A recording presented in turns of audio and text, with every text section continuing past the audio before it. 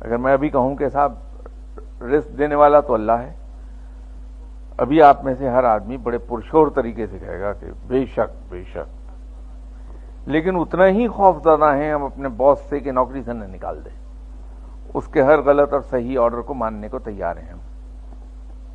اسی طرح اگر میں آپ سے کہوں کہ عزت دینے والا تو رب ہے، عزت و ذلت اسی کے اختیار میں ہے، آپ بڑے پرشور طریقے سے میری تائید کریں گے کہ جی بے شک، لیکن ہم خوفزدہ ہو جاتے ہیں دوسرے کی اس دھمکی سے کہ میں تمہیں بدنام کر دوں گا ورنہ یہ کام کرو۔ اسی طرح جان تو اللہ کے ہاتھ میں ہے، زندگی اور موت کا ایک حساب تو اسی کے پاس ہے، اور موت کا ایک دن معین ہے۔ دیکھیے ابھی آپ سب لوگ بڑی پرزور تائید کریں گے میری، لیکن اتنا ہی ہم خوفزدہ ہوتے ہیں کوئی بھی گولی مارنے کی دھمکی دے کے ہم سے کچھ کام کرا لے۔ تو عجیب چیز یہ ہے کہ وہ چیزیں جس کے بارے میں ہم اتنے پر ایمان ہیں، ایسا یقین ظاہر کرتے ہیں، اور اسی خوف سے ہم غلط کام کرنے کو تیار ہو جاتے ہیں۔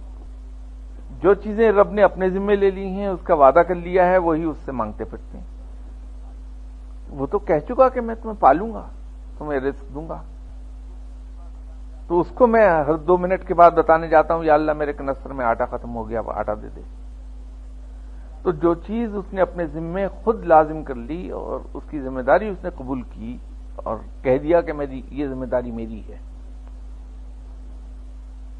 تو پھر ان چیزوں کا اس سے کیا مانگنا؟ اور ساتھ ہی اس نے یہ بھی کہہ دیا کہ اس کی یہ حقیر ترین چیز ہے میری نظر میں۔ میں نے پچھلی کسی محفل میں ذکر کیا تھا دنیا کی ویلیو کا، تو آپ صلی اللہ علیہ وسلم کے فرمان کے مطابق اللہ کے نزدیک تو دنیا کی حیثیت اتنی ہے جتنی ایک گلی سڑی بکری کے ایک بال کی، تو ہم اس سے اتنی حقیر چیز مانگتے رہتے ہیں۔ لیکن وہ چیز جو اس نے جس کا وعدہ نہیں کیا، اپنے ذمہ داری نہیں بنائی، وہ ہم اس سے کیوں نہ مانگیں کہ اس سے اس کا رحم مانگا جائے، اس سے اس کا فضل اور کرم مانگا جائے، اس سے اس کی رحمت اس سے مانگی جائے۔ اور پھر سب سے بڑھ کر یہ ہے کہ جب رب ہمارا سب سے اونچی شان والا ہے، سب سے بڑا ہے، تو اس سے کوئی ایسی چیز مانگی جائے جو اس کے شایان شان ہو۔ حقیر چیزیں اس سے کیا مانگے بندہ؟ اس کے شایان شان تو اس کی صرف اپنی ذات ہے، تو پھر اس سے اس کی ذات کیوں نہ مانگ لی جائے؟ یا اللہ تو اپنا آپ عطا فرما۔ دعا میں مانگنے کی تو اور بہت سی چیزیں ہیں جو رب تعالیٰ سے مانگی جا سکتی ہیں، ہم اس سے ہمیں ضرور کہنا چاہیے کہ اللہ ہماری دنیا اور آخرت دونوں بہترین کر دے، لیکن اس کے ساتھ ساتھ ہم اس سے رحمت بھی اس کی مانگ سکتے ہیں، اس سے اس کا فضل مانگ سکتے ہیں، اس سے اس کا رحم مانگ سکتے ہیں، اس سے بخشش مانگ سکتے ہیں، اور سب سے بڑھ کر یہ ہے کہ خود اس کی ذات ہم مانگ سکتے ہیں اس سے۔ لیکن ایک چیز یاد رکھیے کہ جب ہم اس سے اس کی ذات مانگتے ہیں تو وہ اپنا آپ ہمیں جسٹ لائک دیٹ نہیں عطا کر دے گا۔ وہ خود قرآن میں بھی کہتا ہے کہ جو لوگ دعویٰ کرتے ہیں کہ وہ میرے اوپر ایمان لے آئے تو میں اسے پھر آزماتا ہوں۔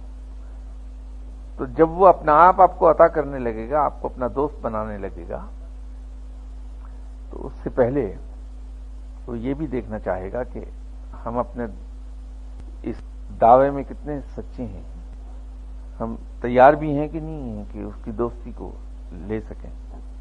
ہماری اس تیاری کو بھی ٹیسٹ کرے گا، تو وہاں پہ پھر بعض اوقات خاصے سخت مقامات آنے لگتے ہیں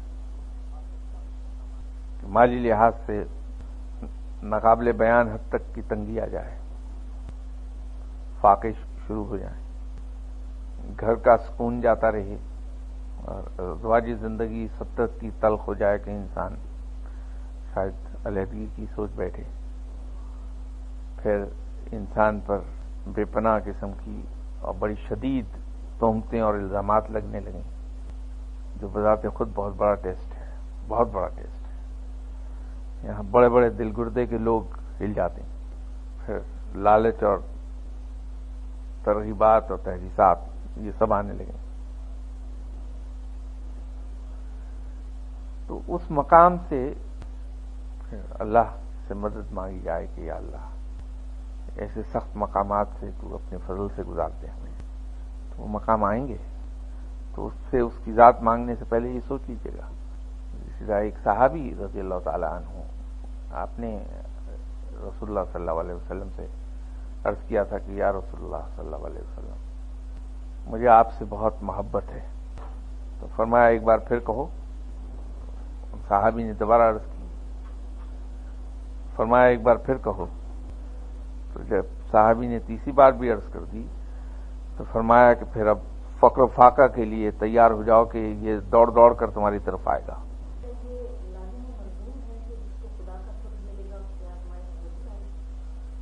میں نے تو عرض کیا کہ قرآن میں اس نے کہا کہ وہ لوگ جو یہ دعویٰ کرتے ہیں کہ وہ مجھ پہ ایمان لائے میں انہیں آزماؤں گا. اس میں شرط نہیں رکھتے لیکن آزمائش ہوتی ہے.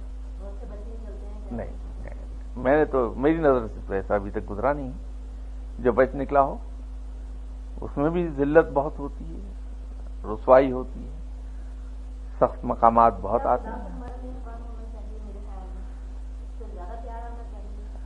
آپ یہ بتائیے کہ اگر آپ اپنا تمام زیور کسی ملازم کے سپرد کرنے لگیں تو کیا ملازم جو پہلے دن آپ کے گھر میں آیا ہے، پہلا ہی گھنٹہ ہے آپ کے گھر میں، آپ اپنا زیور اور اپنا کیش اس کے حوالے کر دیں گی یا پہلے اسے آزمائیں گی دیکھوں تو یہ کتنا ایماندار ہے؟ نہیں ایسا نہیں، وہ اسی مثال سے بات سمجھ میں آئے گی. حالانکہ اس کا اللہ سے کوئی تعلق نہیں اس مثال کا، لیکن سمجھ آ جائے گی کہ رب تعالیٰ اگر آپ کسی بھی انسان کو دوستی اپنی عطا کرے گا تو وہ بھی اسے پرکھنا چاہے گا کہ یہ اس قابل ہوا کہ نہیں ہوا کہ میری دوستی کا بار سنبھال سکے. اگر ہم انسان ہیں اور کسی شخص کے ساتھ دوستی کرنے سے پہلے اسے 100 طرح سے پرکھتے ہیں تو رب تعالیٰ بھی اتنی بڑی عطا کرنے سے پہلے ضرور چاہے گا کہ وہ ٹیسٹ کر لے کہ اس قابل ہے بھی کہ نہیں. اور دوسری چیز یہ ہے کہ چونکہ اللہ کسی شخص کو دوست بنا رہا ہے اپنا، تو پھر اس سے ان تمام چیزوں کو دور کر دے گا جن کو وہ حقیر سمجھتا. تو یہ دنیاوی مال و زر اور دنیاوی آرام و آسائش تو اس کی نظر میں بہت حقیر ہے، تو وہ اپنے دوست کو حقیر چیزوں میں کہاں مبتلا دیکھ سکے گا. نہیں، علم غیب کی میں نے بات نہیں کی تھی، میں نے کشف و کرامات کی بات کی تھی کہ اگر کشف و کرامات کو آپ کسوٹی بنائیں گے کسی شخص کے ولی ہونے کی، وہ قرآن میں بھی موجود ہے کہ یہ علم اہل کتاب میں سے بھی کچھ لوگوں کے پاس ہے. یہ قرآن میں بھی موجود ہے یہ بات. دیکھیے یہ دو مختلف چیزیں ہیں، اسی لیے رب تعالیٰ نے اسے بیان کیا دونوں کو علیحدہ علیحدہ سے، کیونکہ ہے ہی بنیادی طور پہ یہ دو چیزیں. ایک تو جہاں تک علم غیب کی بات ہے، علم غیب میں ایک بڑی کلیئر کٹ چیز رب نے بیان کی ہوئی ہے کہ عالم الغیب میں ہوں، یہ اس نے کلیئرلی کہا.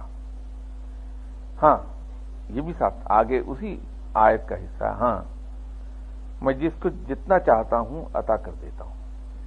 تو یہ کہنا، صرف اتنا حصہ بیان کرنا کہ علم غیب صرف اللہ ہی کو حاصل ہے، کسی اور کو نہیں ملا، درست نہیں ہوگا. یہ ہمیں پھر پورا کہنا پڑے گا کہ عالم الغیب صرف اللہ ہی ہے. ہاں جسے وہ جتنا چاہتا ہے عطا فرما دیتا ہے. ایک تو رب نے شروع میں یہ کہہ دیا، اس کے بعد آگے جا کے یہ کہہ دیا قسم کھا کر کہ میں نے اپنے نبی صلی اللہ علیہ وسلم کو ہر طرح کا علم عطا فرمایا. اب یہ اس کے قادر مطلق ہونے کی دلیل ہے کہ وہ ہر چیز کا مالک ہے. اپنی کسی چیز میں سے کتنا ہی کسی کو عطا کر دے وہ مالک ہے، اس کو کوئی پوچھنے والا نہیں. تو وہ اس نے جتنا جتنا چاہا وہ عطا فرما دیا، اپنے انبیاء کرام کو بھی، اولیاء کرام کو بھی، اور عام بندوں کو بھی. اب اس میں کیوں اور کیسے، یہ دونوں لفظ استعمال ہو نہیں سکتے کیونکہ وہ مالک ہے۔ اور جہاں اس نے آپ صلی اللہ علیہ وسلم سے مخاطب ہو کے یہ فرمایا کہ آپ اپنے لیے کچھ نہیں کر سکتے، یہ بھی اس کے قادر ہونے کی دلیل ہے کہ اس کے حکم کے بغیر ایک پتہ نہیں ہل سکتا۔ وہ جو اس نے کہا کہ کوئی کسی کو نقصان نہیں دے سکتا اگر میں نہ چاہوں، اور کوئی کسی کو فائدہ نہیں پہنچا سکتا اگر میں نہ پہنچانا چاہوں۔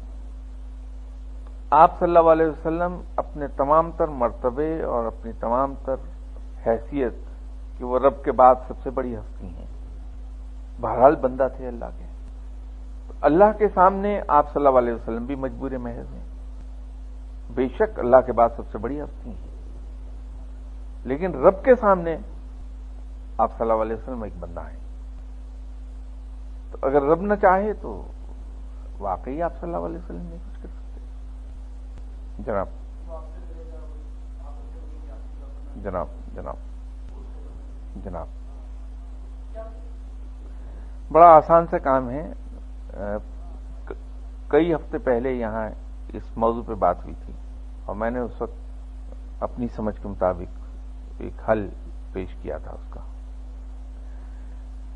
ہم میں سے ہر آدمی کلاس 5 تک دینیات میں آپ صلی اللہ علیہ وسلم کی حیات طیبہ سے متعلق تمام چیزیں پڑھ چکا ہوتا، اور یہ آپ صلی اللہ علیہ وسلم کا ایک معجزہ ہے کہ ہم لوگ جو کلاس 5 تک اور چیزیں بھی پڑھتے ہیں، جوانی تک پہنچتے پہنچتے ان سب کو بھلا چکے ہوتے ہیں، لیکن دینیات کا یہ حصہ ہمارے ذہن سے کبھی محو نہیں ہوتا، وہ ہمیں اسی طرح یاد ہوتا ہے جس طرح ابھی کل کی بات ہے۔ اگر ہم میں سے ہر آدمی، چاہے وہ نوجوان ہے یا کوئی اور ہے، بغیر ان چیزوں میں گئے کہ شلوار کتنی اونچی ٹخنوں سے جانی چاہیے اور کف ہمارے شرٹ کے آستین کے کہاں ہونے چاہیے، ٹوپی کتنی نیچی ہو، کتنی اونچی ہو، کتنی پھیلی ہو، اگر ہم صرف یہ کر لیں کہ زندگی کے اندر کوئی بھی فعل انجام دینے سے پہلے، کوئی بھی قدم اٹھانے سے پہلے اگر ذرا سا ہم ریکال کر لیں کہ ہم نے دینیات کی کتاب میں کیا پڑھا تھا کہ ایسے موقع پر آپ صلی اللہ علیہ وسلم نے کیا کیا آپ نے عمل فرمایا، اس کو ہم صرف نقل کر لیں تو دین اسلام پر عمل مکمل ہو جائے گا ہمارا۔ جیسے اگر ایک آدمی چلتے ہوئے میرے اوپر کوئی گندگی پھینک دیتا ہے، تھوک رہا ہے، میرے اوپر گر گیا، تو اس کو گالی دینے سے پہلے، تھپڑ مارنے سے پہلے اگر میں یہ سوچ لوں کہ آپ صلی اللہ علیہ وسلم نے اوجڑی پھینکنے والی کے ساتھ کیا سلوک کیا تھا تو میں اس کی نقل کر لیتا ہوں۔ آپ صلی اللہ علیہ وسلم کے پاس اگر کوئی قرض مانگنے آ گیا تھا تو ایسے موقع پہ آپ صلی اللہ علیہ وسلم نے کیا فعل، کسی کو قرض دیا، اس نے وعدے پر واپس نہیں کیا تو آپ صلی اللہ علیہ وسلم نے اس وقت کیسے ری ایکٹ کیا، کسی شخص نے سخت کلامی کی ہے سامنے سے تو ایسے وقت پہ آپ صلی اللہ علیہ وسلم نے کیا عمل کیا، سو آن سو فورتھ۔ یہ ساری چیزیں دینیات میں ہم کلاس 5 تک پڑھ چکے ہوئے ہوتے ہیں، اگر ہم اسے ہی کاپی کرتے چلے جائیں۔ اب جہاں تک نماز کا مسئلہ ہے، کیونکہ یہ ایک برننگ ایشو بنا ہوا ہے سب کے لیے، بات یہ ہے کہ آپ صلی اللہ علیہ وسلم نے مختلف موقعوں پر مختلف طریقوں سے نماز ادا فرمائی ہے، رفع یدین بھی کیا ہے، ہاتھ اونچے بھی باندھے ہیں، یہاں بھی باندھے ہیں، ہاتھ چھوڑ کے بھی نماز پڑھی ہے، ہاتھ باندھ کے بھی نماز پڑھی ہے۔ تو ہم کسی بھی طریقے سے نماز پڑھ لیں، ادا ہو جائے گی۔ ہاں البتہ جو سمجھ آنے لگے تو پھر ہم دیکھ لیں کہ آپ صلی اللہ علیہ وسلم نے نماز آخری ایام میں کس طرح سے ادا فرمائی، جو آخری آپ صلی اللہ علیہ وسلم کا 1-2 سال تھے اس میں کس طرح نماز ادا فرمائی، تو پھر اس کی تقلید شروع کر دیں ہم، اور جب تک اس معیار تک نہیں پہنچتے تو کسی طریقے سے نماز پڑھتے جائیں رفع یدین کر لیں، ہاتھ چھوڑ دیں، ہاتھ باندھ لیں، نماز ہو جائے گی، کیونکہ آپ صلی اللہ علیہ وسلم نے ادا فرمائی ہے۔ صرف اس پر وہ بنیادی چیزیں کہ رخ خانہ کعبہ کی طرف ہونا چاہیے، نیت کیسی باندھی جائے اس پر کوئی اختلاف ہے نہیں، تو نماز ادا ہوگی۔ تو کیا یہ بات درست نہیں کہ اسلام بڑا سمپل سا مذہب ہے، لیکن جتنا آپ نالج حاصل کرتے ہیں اتنی آپ ان کو پابندیاں لگاتے جائیں؟ یہی میں نے عرض کیا کہ آپ یہاں سے شروع ہو جائیے، اور جب آپ اس مقام پر آ جائیں کہ اتنی سمجھ آ جائے تو پھر آپ ان باریکیوں پہ چلے جائیے۔ وہ تو میں نے تو خود ہی عرض کر دیا آپ سے۔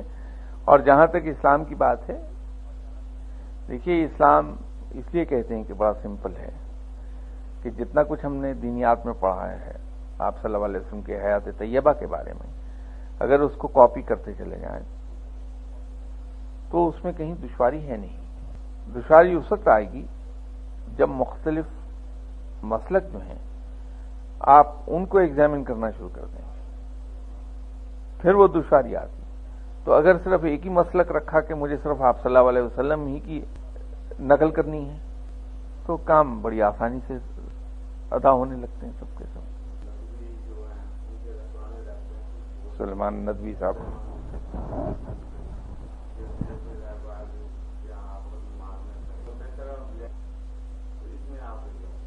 دیکھیے ایک بڑی سمپل بات ہے کہ یہاں پر اگر میں یہ کہتا ہوں کہ صاحب زبیر صاحب کے پیچھے نماز پڑھنا جائز نہیں، ڈاکٹر صاحب کے پیچھے نماز پڑھنا جائز نہیں، کرنل صاحب کے پیچھے نماز نہیں جائز۔ سوال یہ ہے کہ اب زبیر صاحب اہل حدیث ہیں، یہ وہابی ہیں، کرنل صاحب اہل تشیع ہیں، تو جب میں عمرے پر جاتا ہوں تو خانہ کعبہ میں جماعت نماز پڑھتا ہوں۔ اب ان کے جو امام، خانہ کعبہ کے جو امام ہیں، ان کا مسلک جو بھی رہا ہو، کبھی آج تک میں نے سوچا ہی نہیں کہ وہ کس مسلک کے ہیں، ان کے پیچھے میں بڑے سکون سے نماز پڑھتا ہوں۔ اسی طرح جب میں مسجد نبوی صلی اللہ علیہ وسلم میں جاتا ہوں تو وہاں بھی کبھی میں نے نہیں سوچا۔ تو یہ سوچیں صرف یہاں کیوں آتی ہیں، وہاں کیوں نہیں آتی ہیں جا کے؟ تو اگر نماز میری وہاں کسی اور غیر مسلک کے پیچھے جائز ہے تو یہاں کیوں نہیں جائز؟ رب تو یہاں بھی وہی ہے، نماز یہاں بھی وہی ہے۔ تو قصہ یہ ہے کہ ہم بلا وجہ میں ان قصوں میں پڑے ہوئے ہیں۔ یہ ایسی چیز ہے جس کو بالکل نہ دیکھا جائے قطعاً، صرف یہ دیکھ لیا جائے کہ غیر مسلم کے پیچھے نماز نہ پڑھ لیں، وہ غلط ہو جائے گا۔ اب اس سلسلے میں بھی یہ ہے کہ ایک صاحب تھے، اب تو انتقال کر گئے کہ اس لیے ان کو بیان کر دینا کوئی بری بات نہیں ہوگی، پاکستان کے پوسٹ ماسٹر جنرل، ان کو میں اپنے ساتھ جمعے کی نماز پہ لے جایا کرتا تھا زبردستی، اور وہ جس مسجد میں ہم نماز پڑھتے تھے وہ انہی امام صاحب کے پیچھے نماز پڑھتے تھے۔ تو ایک بار کسی طرح ان امام صاحب کو یہ پتہ چل گیا کہ یہاں پوسٹ ماسٹر جنرل صاحب آتے ہیں اور وہ میرے پیچھے نماز پڑھتے ہیں، اور میں وہیں موجود تھا جب ان امام صاحب کو پریشانی شروع ہوئی کہ کہیں میرا دین ہی تو نہیں ختم ہو گیا۔ تو انہوں نے فوراً مولانا فضل الرحیم صاحب سے میرے سامنے ہی پوچھا کہ جناب یہ شاہ صاحب کے ساتھ غیر مسلم آتے ہیں اور جمعے کی نماز میرے پیچھے پڑھتے ہیں، کہیں ایسا تو نہیں کہ میرا ہی ایمان جاتا رہا ہو؟ تو اب میں تو کوئی صاحب علم ہوں نہیں، تو مجھے حیرت یہ ہوئی کہ انہوں نے یہ سوال کیوں پوچھ لیا۔ یہ تو بڑا سمپل سیدھا سا مسئلہ ہے کہ وہ مرضی ہونے کے باوجود نیت یہ کر رہے ہیں کہ نماز اللہ تعالیٰ واسطے اللہ تعالیٰ کے منہ کعبہ شریف کی طرف اور پیچھے اس امام کے اللہ اکبر، تو ان کی نیت وہ ہے جو اس امام کی نیت ہے، نہ کہ امام کی نیت اس مقتدی کے پیچھے۔ تو الحمدللہ ہوا یہ کہ وہ آخری ایام میں مسلمان ہو گئے، وہ پوسٹ ماسٹر جنرل صاحب، اور انہوں نے پھر مجھے اپنے ہاتھ سے درود شریف لکھ کے دیا جو آج بھی میرے پاس محفوظ ہے۔ بڑا تھا درود شریف، کیلیگرافی ان کا شوق تھا، تو انہوں نے لکھا، تو انتقال سے پہلے مسلمان ہو گئے تھے وہ۔ اسی طرح لندن میں 2 سکھ آئے ہوئے تھے، جمعہ تھا اس دن، تو میں نے ان سے کہا کہ آپ تشریف رکھیے، کھانا کھائیے، یہاں جرمنی سے آئے تھے وہ۔ تو میں ذرا نماز پڑھ کے آیا، پھر آ کے میں آپ سے گپ شپ مارتا ہوں۔ تو ایک اور صاحب سے کہا کہ آپ نہیں جا رہے جمعے پہ، تو ان کے ساتھ کھانا کھائیے بیٹھ کے۔ تو کہنے لگے جی آپ کدھر جائیں گے؟ میں نے کہا میں تو مسجد میں جاؤں گا۔ میں کہا ٹھیک ہے، جس رب کی پوجا آپ کریں گے ہم بھی اس کی پوجا کر لیں گے، آ جائیے۔ تو لوگوں نے مجھے سمجھایا کہ پاگل ہوئے ہو، سکھ ہیں یہ، جب باجماعت نماز پڑھیں گے تو لوگ تو تمہیں قتل کر دیں گے، ان کو بھی قتل کر دیں گے، مسجد میں کیسے گھسا ہے؟ میں نے کہا بھائی وہ میرے رب کی عبادت کرنا چاہتے ہیں، میرے طریقے سے کرنا چاہتے ہیں، میں کون ہوتا ہوں ان کو روکنے والا؟ تو میں تو لے کے جاؤں گا، کوئی مارنا چاہتا ہے مجھے مار دے، کوئی بات نہیں۔ تو میں بڑے مزے سے ان کو لے گیا، ان کو کھڑا کیا اپنے ساتھ۔ میں نے کہنے لگے یہ بتائیں کہ پڑھنا کیا ہے؟ تو میں نے کہا ایک آسان سا لفظ بتاتا ہوں، وہ پڑھ لو گے؟ کہ جی جی۔ تو میں نے کہا اللہ اکبر اللہ اکبر اللہ اکبر اللہ اکبر پڑھتے رہو، نہ پڑھو تو جو اسپیکر سے آواز آئے اس کو غور سے سنتے رہنا، تو جیسے ہم کریں ویسے کر لینا۔ میں نے کہا یہ آسان ہے، کر لیں گے۔ باجماعت انہوں نے جمعہ ادا کیا، وہ اپنی پگڑیوں کے ساتھ اسی طرح بڑے مزے سے وہ میرے ساتھ چلے آئے۔ لوگ غصے سے دیکھ ضرور رہے تھے لیکن بولا نہیں کوئی۔ سوال یہ ہے کہ بھائی وہ تو اس امام کے پیچھے نیت باندھ رہا ہے، امام اس کے پیچھے تھوڑی نیت باندھنا ہے، تو دین ان کا خراب ہوگا، ہمارا تھوڑی ہوگا۔ تو اس لیے اس کی فکر کی ضرورت ہی نہیں ہے کہ کون کیا ہے، صرف یہ دیکھ لیجئے غیر مسلم کے پیچھے نماز نہ پڑھیں آپ، باقی خیر ہے، اللہ قبول فرمانے والا ہے، وہ تو نیتوں کو اور دلوں کو دیکھتا ہے۔ کافی ہے کہ اگر کوئی شخص کہ ہم اس بات سے رک جائیں، کوئی شخص یہ دعویٰ کرے، یہ کہے کہ میں مسلمان ہوں، تو ہم اسے غیر مسلم قرار دے دیں۔ لیکن جہاں تک یہ مرضی حضرات کی بات ہے، چونکہ ان کے بارے میں ملک کی اعلیٰ ترین عدالت نے فیصلہ دیا اور شریعت کونسل کو کنسلٹ کر کے دیا ہے، پھر دوسرے جید علماء کو کنسلٹ کر کے دیا ہے، تو ہم انہیں مسلمان اب نہیں گردان سکتے۔ وہ شریعت کا حصہ ہے جس کو ہم اجتہاد یا اجماع کہتے ہیں، تو اس پر چونکہ اتفاق ہے تمام علماء کا، تو اس لحاظ سے وہ فیصلہ اس کو کریں۔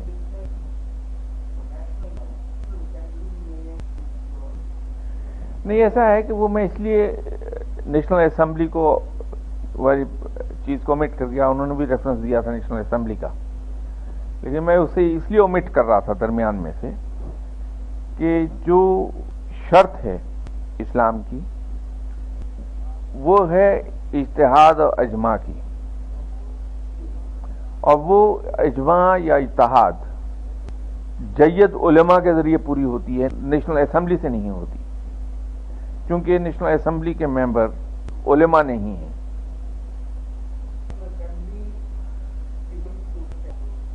نہیں، وہ ہے، دیکھیے اس طرح سے ہے کہ ہم تو اپنا نہیں لیں گے، ہم تو احکام الہی یا آپ صلی اللہ علیہ وسلم کے فرمان کو لیں گے۔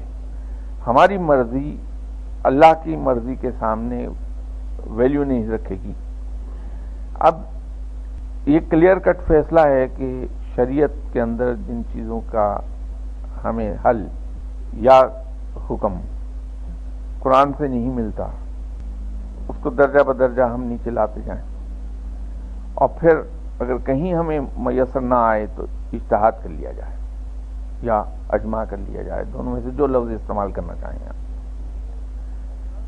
تو وہ اجماع کی شرط یہ ہے کہ ایسے علماء جن کی علمیت پر اختلاف نہ ہو، لوگوں کو جو کنٹروورشل فگرز نہ ہوں، ان لوگوں کی رائے کے مطابق پھر فیصلہ کر لیا جائے۔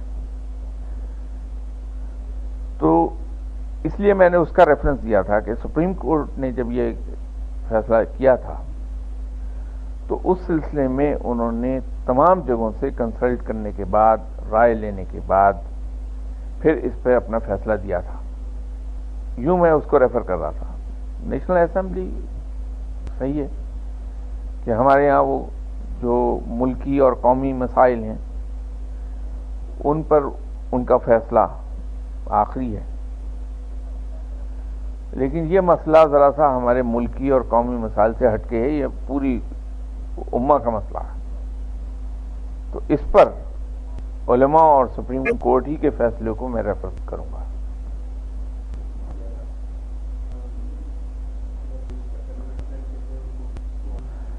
مرزا صاحب بیچارے، ان کا قصہ عجیب و غریب ہوا کہ علمیت کے لحاظ سے بہت بلند تھے.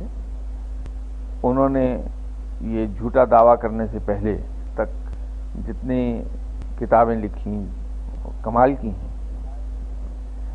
تو شاید علم کی زیادتی اور رہنمائی نہ ہونے کی وجہ سے آہستہ آہستہ دماغ الٹتا گیا اور شیطان کے قبضے میں جاتے گئے، حتیٰ کہ مرتد ہو گئے.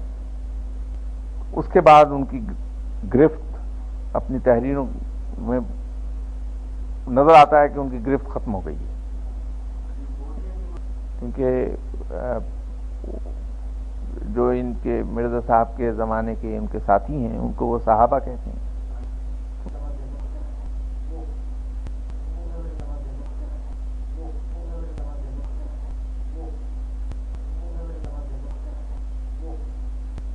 ایسا ہے کہ دیکھیے اس کے اندر دو چیزیں. ایک تو وہ جو آپ نے کہا کہ صاحب انسان کو اپنے طور پہ سوچنا چاہیے کہ میں کیا کروں، بالکل درست ہے. میں نے پہلے ہی کہا کہ جب تک نہیں سمجھ آئے اس وقت تک اس طرح کر لیا جائے، اور جب انسان سمجھنے لگے تو پھر اس کی تمام دوسری تفصیلات کو بھی دیکھ لے اور اس کے مطابق چل پڑے. وہ میں نے پہلے کہی تھی بات آپ سے. اب سوال یہ ہے کہ جو آپ نے یہ کہا کہ صاحب ڈاٹڈ لائن کو ہم مکمل نہ کریں بلکہ اپنے طور پر لائن کھینچ دیں. بہت اچھی بات ہے، انسان کو یہ کوشش کرنی چاہیے. لیکن سوال یہ ہے کہ اگر فٹ رول رکھے بغیر آپ لائن لگائیں گے تو ٹیڑھی لگے گی، کبھی سیدھی لائن نہیں لگے گی اور بدنما بھی ہوگی. تو فٹ رول اس کے ساتھ رکھ کے اس کے لائن کھینچیں گے، سیدھی اور خوبصورت ہوگی. تو فٹ رول جو ہے اس کو ہم مانیں گے کیونکہ گائیڈ کر رہا ہے فٹ رول آپ کی پینسل اور پین کو، آپ صلی اللہ علیہ وسلم کی حیات طیبہ کو، تو لائن سیدھی لگے گی. تو وہ میں یہ ترغیب دے رہا تھا کہ لائن خود لگائیے لیکن فٹ رول ساتھ رکھ لیجئے تاکہ لائن ٹیڑھی نہ ہونے پائے آپ کی. بات ہے. تو اسی طرح جو فرسٹریشن کی بات آپ نے کی تھی وہ میں نے اومٹ نہیں کیا، میں نے واضح جواب دیا تھا کہ جب تک انسان کو سمجھ نہ آئے تو بہتر یہ ہے کہ وہ دینیات میں پڑھی ہوئی جو باتیں ہیں آپ صلی اللہ علیہ وسلم کی حیات طیبہ کے بارے میں اس کی کاپی کر لیں. آپ کا بیٹا جو ہے، میرا بیٹا یا کسی کا بھی بیٹا، جب تک کہ وہ خود اپنے طور پر کار چلانے کے قابل نہیں ہوتا ہم اس کے ساتھ ایک ہیلپر ضرور بٹھاتے ہیں جو اس کے ایکشنز کو کریکٹ کرتا ہے. اور اس سے پہلے وہ بڑی گہرائی سے ڈرائیور کو یا اپنے والد کو گاڑی چلاتے ہوئے دیکھتا رہتا ہے، اور جب وہ سیکھنے لگتا ہے تو والد کی کاپی کرتا ہے جس سٹائل میں والد گاڑی چلا رہے تھے، اور ساتھ پھر بھی اس کے ایک ہیلپر بیٹھا ہوتا ہے جو اس کو کریکٹ کرتا رہتا ہے. اس کی مثال بالکل اسی طرح ہے.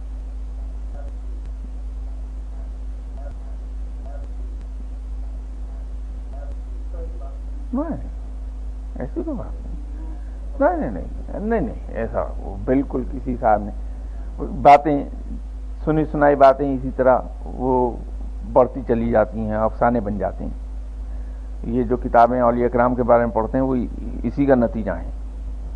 ایسی کوئی بات نہیں.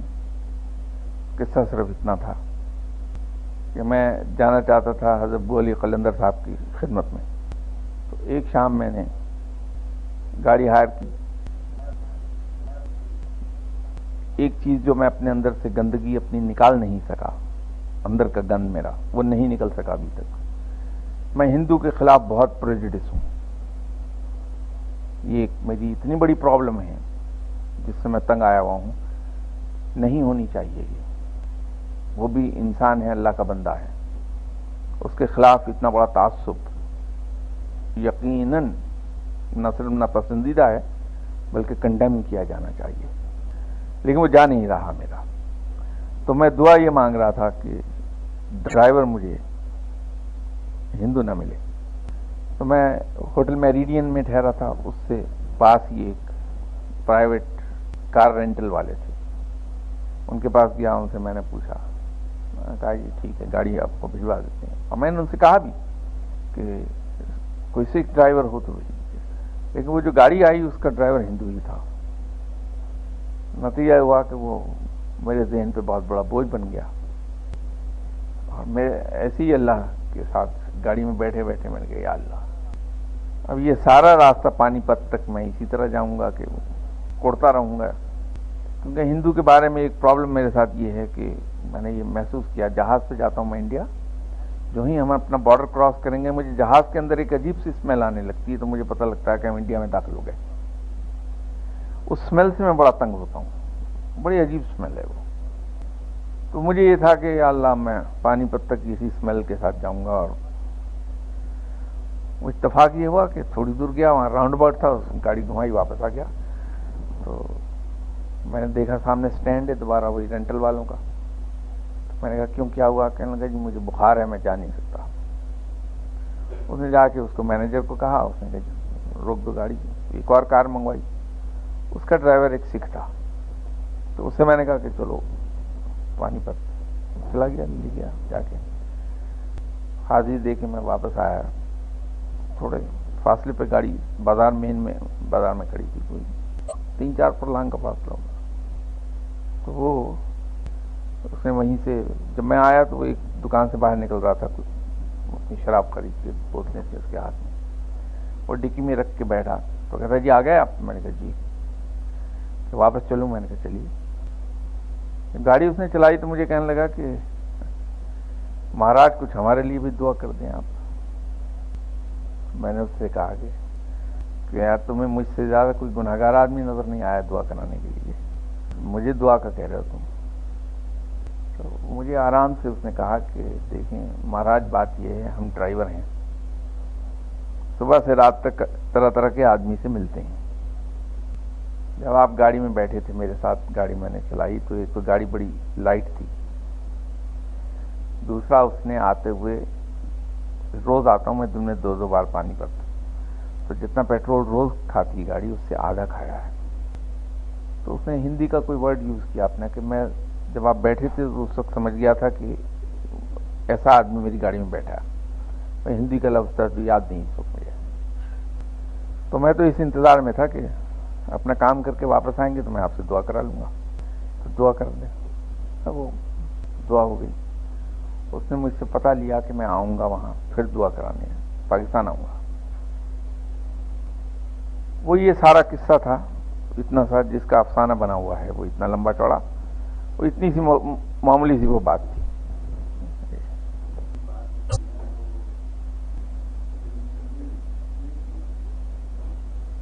ابھی تو بہت دیر اس موضوع پہ بات ہوتی رہی. بات یہ ہے کہ یہ اب آپ بہت سو کے دل کی بات کہہ رہے ہیں آپ.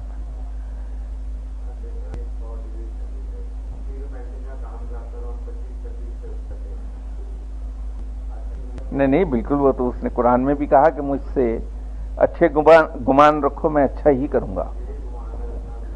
وہ تو رب نے کہا. لیکن وہ فقر و فاقہ کی بات یہ ہے کہ میں نے تو آپ سے عرض کیا کہ رب تعالیٰ کے نزدیک اس دنیاوی مال و زر کی اہمیت وہ مری ہوئی بکری کے گلے سڑے جسم کے ایک بال کے برابر بھی نہیں ہے.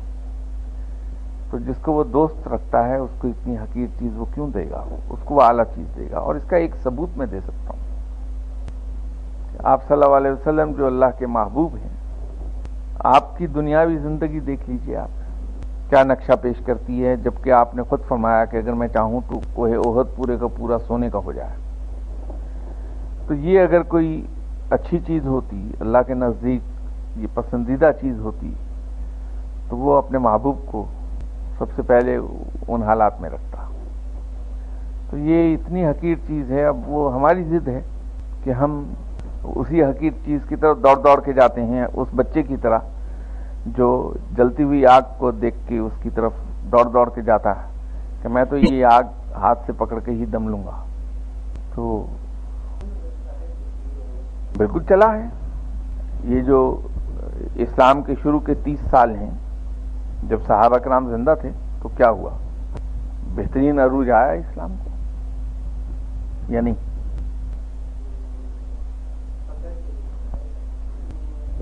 نہیں، بالکل نہیں چھوڑنی پڑتی. آپ صلی اللہ علیہ وسلم نے کبھی چھوڑی دنیا؟ یہ کس نے کہا؟ کسی صحابی نے چھوڑی؟ یہ غلط ہے بالکل. دنیا قطعاً نہیں چھوڑی ہے آپ. سب سے پسندیدہ چیز یہ ہے کہ ایک ہاتھ میں دنیا اور دوسرے میں دین لے کے چلیے، اور دونوں ہاتھ ایک دوسرے سے نیچے نہ ہونے پائیں. اس کو برابر لے کر چلیے. پسندیدہ چیز یہ ہے.